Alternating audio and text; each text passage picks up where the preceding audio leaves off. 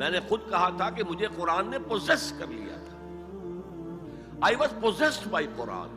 قرآن نے مجھے جکڑ لیا کہ جا ہی جا، کہاں جا رہے ہو. یہ ہے اصل شے. اسی کو پڑھو، سمجھو، سمجھاؤ اور پڑھاؤ. خیرکم من تعلم القرآن وعلمہ. ڈاکٹر مجھ سے ایک زیادہ جو ہے سمجھدار اور ہائیلی کوالیفائڈ موجود ہے. اب تو گلی گلی ڈاکٹر ہے، کئی ڈاکٹر ہر گلی کے اندر ہے اور اسپیشلسٹ موجود ہیں. لیکن یہ کہ ایک خاص اللہ نے مجھے ایک صلاحیت عطا کی ہے کہ میں جدید تعلیم یافتہ لوگوں تک قرآن کا پیغام پہنچا سکتا ہوں کہ وہ دلچسپی سے میری بات سنیں. ایک کمیونیکیشن ہے جو گیپ نہیں ہے میرے اور ان کے درمیان.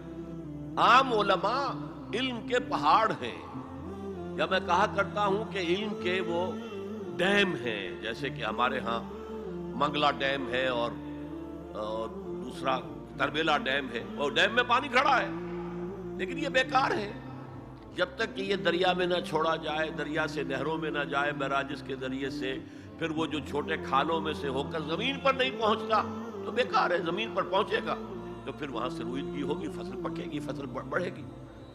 اسی طرح وہ علم کے تو ہیں ڈیم، لیکن ان کی کمیونیکیشن نہیں رہی.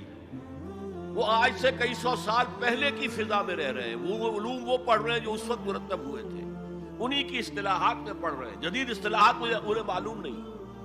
تو ایک گیپ آف کمیونیکیشن ہے، اور وہ صرف ایک جسے آپ کہتے ہیں کہ جنریشن گیپ نہیں ہے، سینچریز گیپ ہے.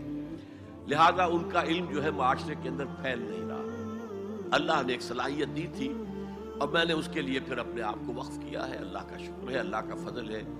اب میں کہہ سکتا ہوں کہ نصف صدی سے زیادہ مجھے ہو گیا ہے. میں نے اپنے زمانہ طالب علمی میں شروع کر دیا تھا 19-20 سال کی عمر سے، اور وہ میں نے مسلسل مطالعہ جاری رکھا ہے. مسلسل جو ہے اس کام کو کر رہا ہوں.